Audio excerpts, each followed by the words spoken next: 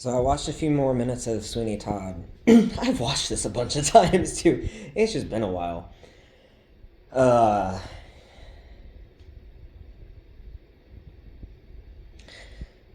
so when I was a kid, when I was 11, um, and living in rural country, um, I have distinctly since then remembered a night that I laid awake. My insomnia was really bad in that house too. But there was specifically a night that I laid awake, having made the decision that I needed to get down to it and decided whether I was going to go into adulthood gay or straight. Because I knew that bisexuality was a thing, but the status that it had at that time, because this is like what, probably, this is like turn of the century, um, the status that bisexuality had at the time was just something to make fun of. Um, yeah, I think it was a George Carlin joke that was like, God, you'd be getting everybody's number. You'd be so busy all the time. Um, and it's just like, that's what our culture does. if a new, if one tiny bit of xenophobia gets changed, its first iteration is a stereotype. And it's a very, like, unifaceted stereotype. Think of the sassy white gay male that we had as the only gay character for all of my childhood. Anyway,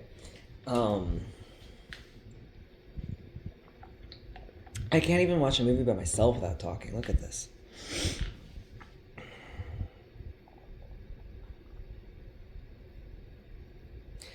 So I had a night that I laid awake and I felt like I had to decide, right? Like, that's very self-imposed rules. But that's always stuck in there. And, and then I had to, uh, face a lot of internalized homophobia when I transitioned.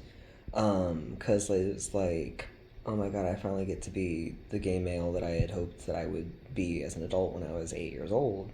Um, and like first realized because I resonate with the sassy white gay males. Um, but I had so much homophobia that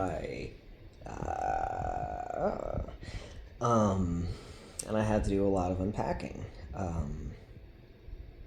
to be comfortable and at peace and with myself, and finally get to enjoy like being the gay male that I have always been.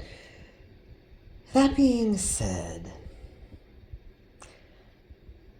we're watching I'm watching the scene when they first go to the attic and they get the fuck are they called? Blades or whatever, the shaving blades.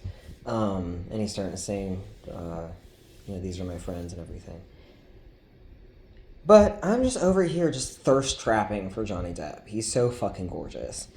And then I have said for the longest time, I want Helena Bonham Carter hair. Like, when she is in a Tim Burton movie, the hair that she always has in those movies, I think in Fight Club too, I want that hair. I probably have to, like, strip my hair of moisture completely for, like, a few weeks. But, anyway. But she's gorgeous too, and it's like, I'm just a sap for, like, the gray scale that the whole thing is in. It's like this like sad London sepia. But I had this moment, I was like, God damn, he's so hot. I'm trying to work out too. I have not started my workout. I've only got distracted.